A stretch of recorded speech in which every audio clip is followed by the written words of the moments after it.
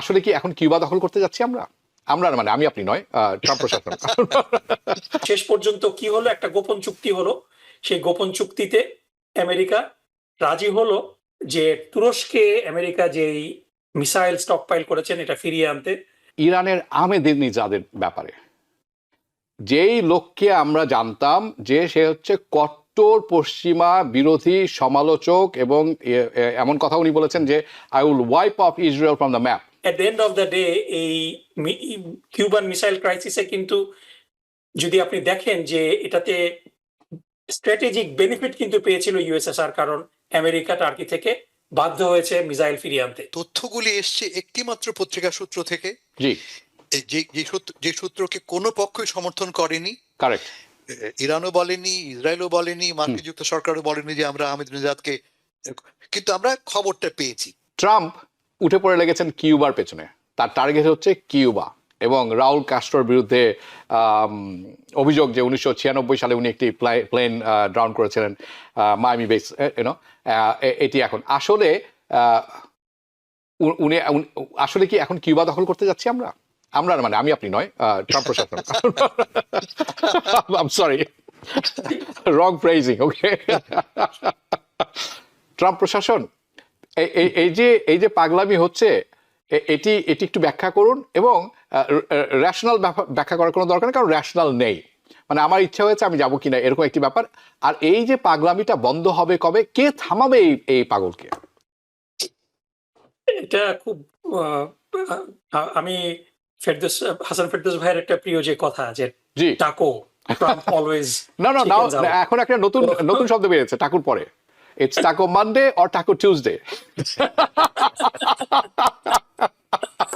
So এটা মানে Cuba is a very interesting case. আমরা যদি হিস্ট্রি দেখি যে আপনার সেই মানে ছোট্ট একটা দেশ কিউবা, মানে আমেরিকা ইচ্ছা করলে আমেরিকার সবচেয়ে কাছে, মানে দৌড় দিয়ে গিয়ে কিউবা দখল করে 90 miles off of Miami coast, 30 miles, মানে অলমোস্ট সাঁতার কেটে যাওয়ার মতো অবস্থা। আপনার নেভি সিল সাঁতার কেটে গিয়ে থিওরিটিক্যালি সাঁতার কেটে গিয়ে কিউবা দখল করতে পারে। But history tells us different thing. আপনাদের মনে আছে যে সেই আপনার ব্যাটল অফ পিগস, বে অফ পিগস ইনভেশন, সেখানে মানে ইট ওয়াজ এ ব্রুটাল ওয়ার।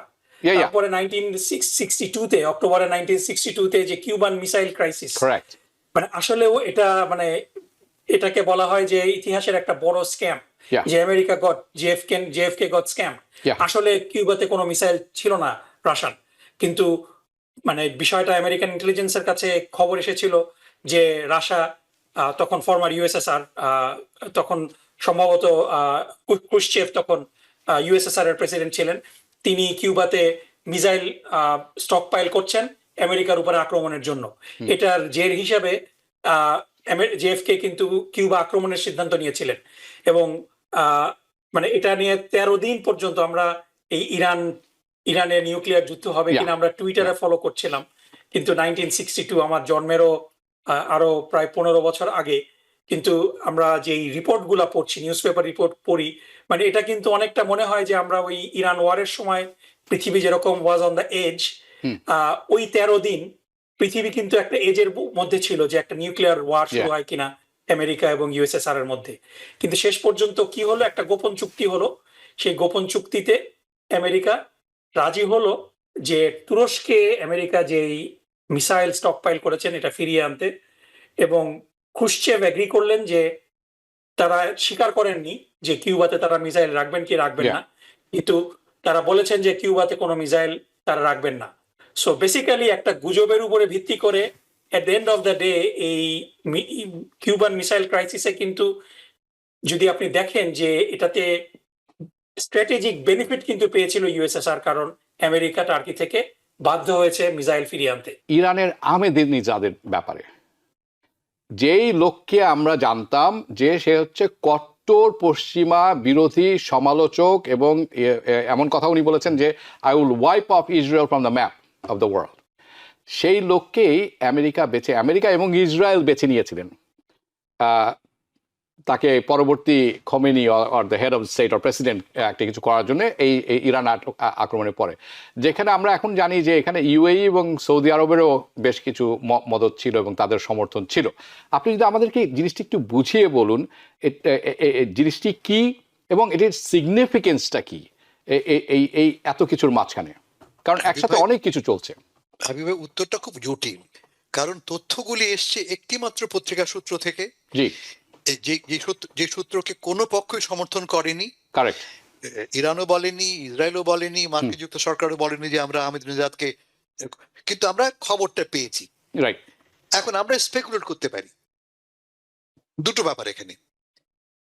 এটা পুরো প্রজেক্টটা মার্কিন যুক্তরাষ্ট্র এবং ইসরায়েলের কমন প্রজেক্ট ছিল, ইরানের সরকার পরিবর্তনের প্রজেক্ট, নতুন রেজিম, ইসলামিক রিপাবলিককে ভেঙে